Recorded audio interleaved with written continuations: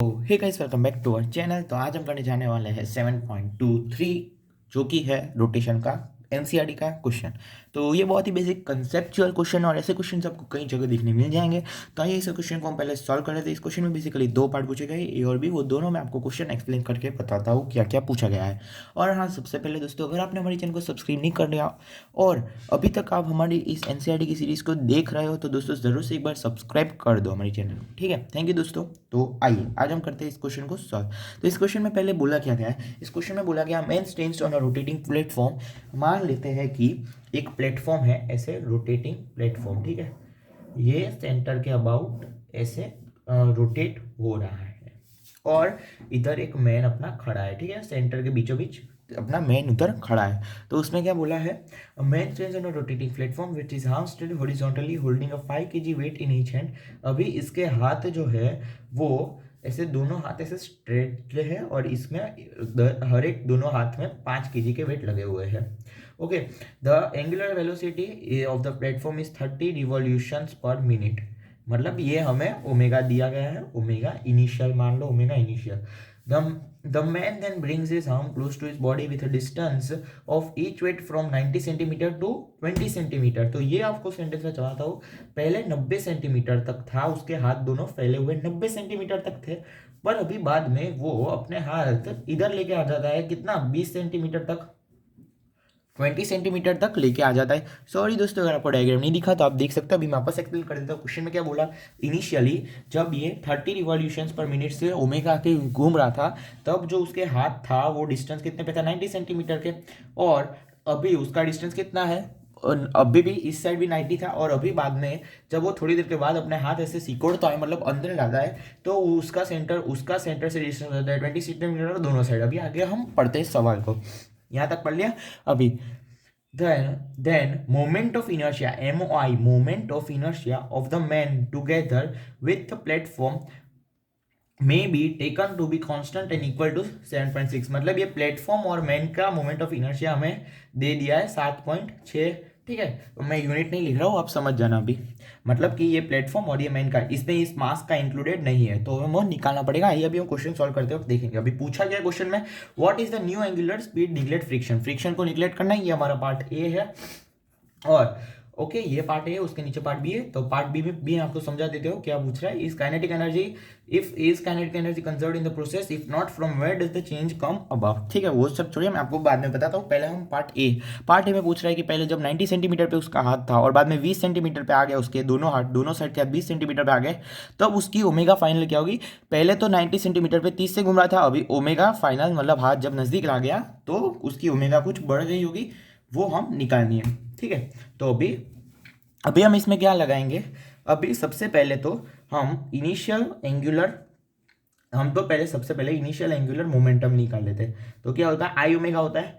तो moment of inertia ये man और इस प्लेटफॉर्म का तो 7.6, पर अभी दो ब्लॉक है उसका भी हमें लिखना पड़ेगा। तो आप अगर फॉर्मूला जानते हैं, ये अगर एक्सिस है मेरी और इधर मास एम है और इसका डिस्टेंस आर है, तो इसका कितना होता है, एम आर स्क्वायर।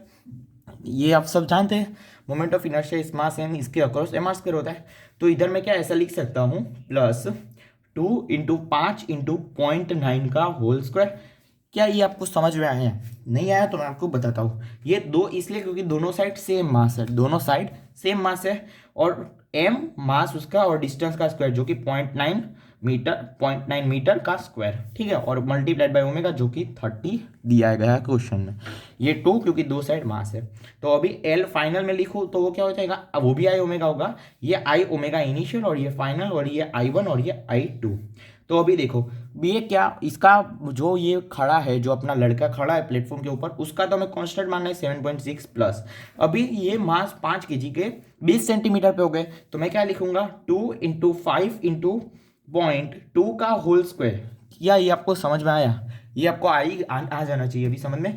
क्योंकि ये दो मास, उसका 2 मैंने यहाँ पे लगा दिया, उसका मास 5 और उसका इसका कितना 0.2 का होल स्क्वायर, डिस्टेंस का square M R square, distance 20 centimetre जो कि होगा 0.2 मीटर का square, multiplied by omega final.